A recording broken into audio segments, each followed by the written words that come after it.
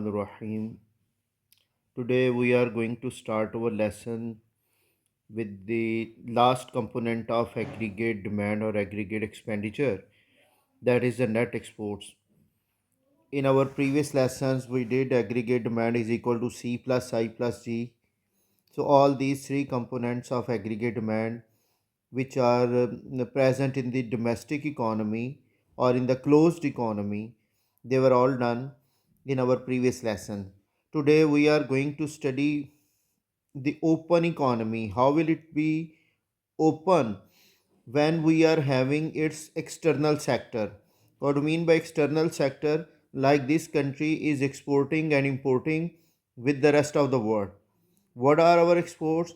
These are the foreigners' expenditures on our goods and services. Sorry.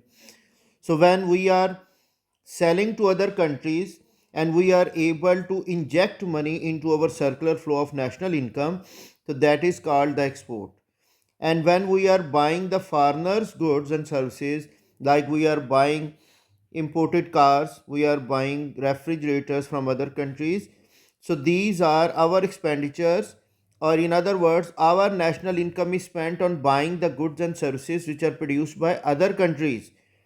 They are the withdrawals or leakages from our national income. So keep it in mind, whenever we have more and more injections to the circular flow of national income, they will be increasing the national income of our country. And when we have more and more withdrawals or leakages from our national income, they will reduce our national income in the future or in the current time period. It depends what type of withdrawals we are having. All right. So now we are going to do the net export. This is the last component of aggregate expenditures, that is called what is called net export. And X means exports minus imports. Exports are denoted by X in economics and imports are denoted by M. So NX means exports minus imports, and exports are the foreigners' expenditures on our goods and services. This is the part of our aggregate expenditure or aggregate demand. Our aggregate demand will increase when our exports are more demanded by the foreigners, and definitely that will bring us more economic growth, and national income and employment opportunities will also be increasing. And when we are spending more of our income on the imported goods, what happens? This will decrease the aggregate demand of our goods, and as a result, we will find decline in national income and unemployment will be increasing. And this is the main problem which is causing our foreign exchange to go outside the country. So exports, these are also injections to the circular flow of national income. Keep it in mind, these are the one of the injection. What are the other injections? The first injection we studied, that is investment. The second injection we studied government spending. Now this is a third one, that is the export to the circular flow. And what are the withdrawals? Against investment we studied saving as a leakage, and against government spending, what is the leakage or withdrawal? That is the tax revenue of the government. And against exports, we are having the imports as a leakage or withdrawal. So exports are injection to the circular flow of national income, whereas imports are our expenditures on foreign goods. These are the withdrawals or leakages from our circular flow of national income. Now, the question is, what determines net exports? How will they be determined in the economy? Exports are determined by the following factors. One of them, if our domestic price level is below the international price level, our exports will increase. Like our goods are having price competitiveness against the foreigners' goods and services, then definitely they will have more demand by the foreigners, and aggregate demand of our goods will increase and exports volume of our country will increase. Now, exchange rate depreciation. Exchange rate, when our currency becomes weaker against the other currencies, okay, you can see if our currency is becoming weaker, so the dollar will become stronger. So the people living in other countries who are making us payment in terms of dollars, they think that now their imports have become less priced from Pakistan. They have to pay less in terms of dollars to buy Pakistani products. So they will increase the demand of our exports or our goods and services. So as a result, our exports volume will increase. No, it depends. If our exports are price elastic, that like elasticity of exports means what? When our goods are having more and more substitutes, so their demand will become elastic, and due to depreciation the prices of exports will decrease, and they will attract us more foreign exchange, more export revenue will be earned by the exporters. So this is the impact of depreciation of the exchange rate on our exports, and same is the case with the imports. They will become expensive in terms of our local currency. If global economy is experiencing boom, our exports volume will increase. Like our Pakistani exporters, they are selling their goods to European market, to the North American countries. So when these economies like European economies, they are having boom, they are facing inflation, their income level is increasing, they will increase the demand of our Pakistani goods.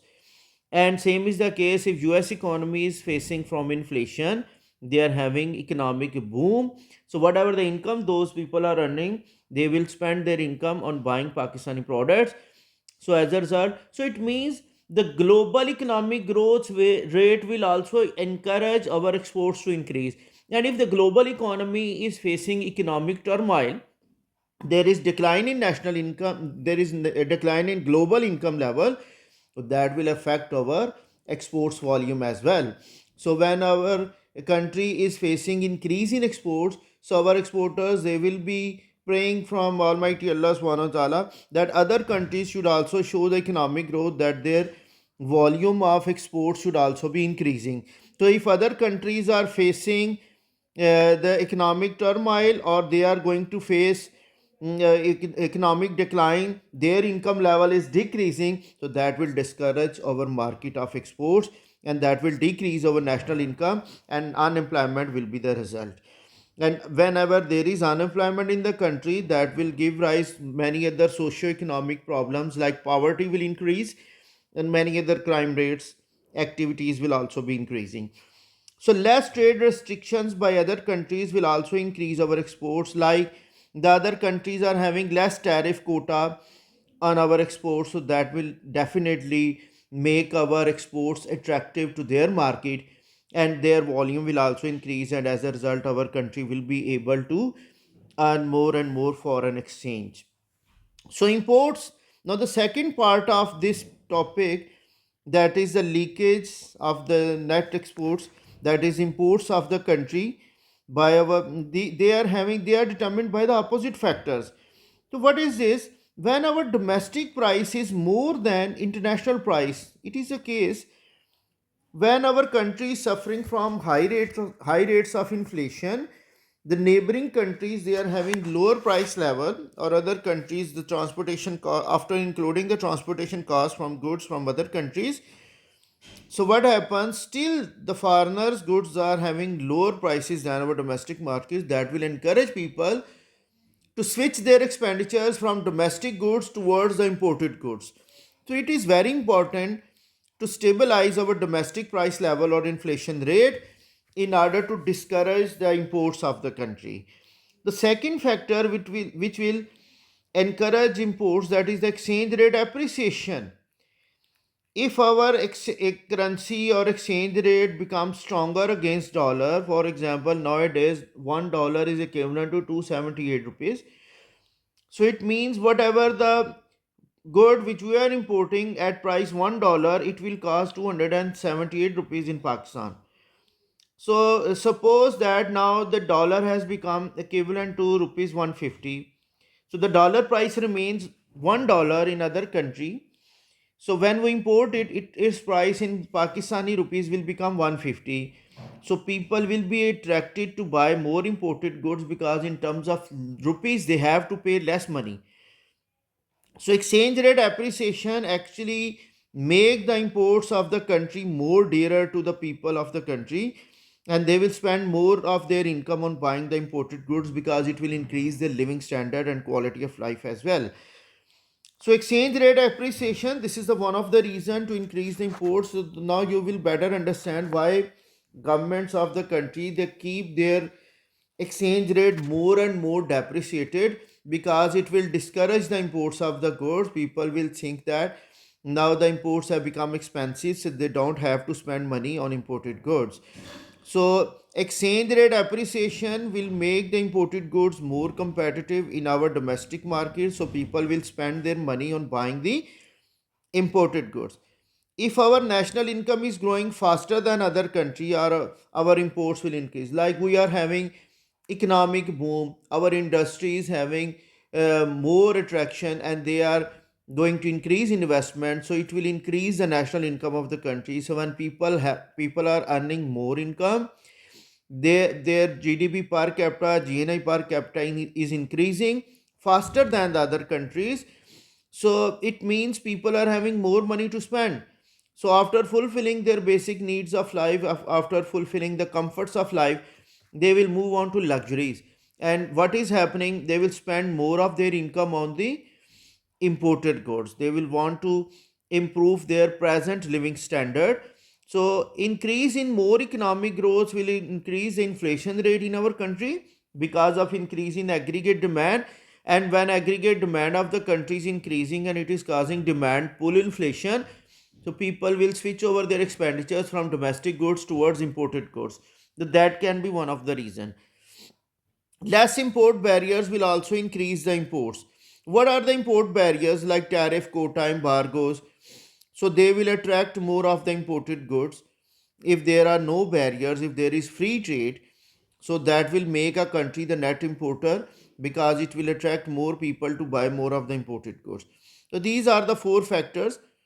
Now this is going to be our familiar Keynesian cross, by which we are able to understand how increase in injections will increase the national income. This green line is showing us the 45-degree line, which tells us what? That aggregate demand or aggregate supply is equal to national income, and that's equal to aggregate expenditure. Like if economy is operating along this green line, so we say it is showing us economic equilibrium. All right. So this is the 45-degree line. This shows us what? This shows that all the planned expenditures, they are equal to planned income. But what about the actual expenditures and actual income? So they may be different. So previously we studied when our economy was having only consumption, our national income was operating at Y1.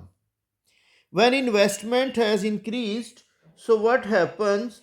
Due to increase in investment, our national income has increased to Y2. This is the injection to the economy.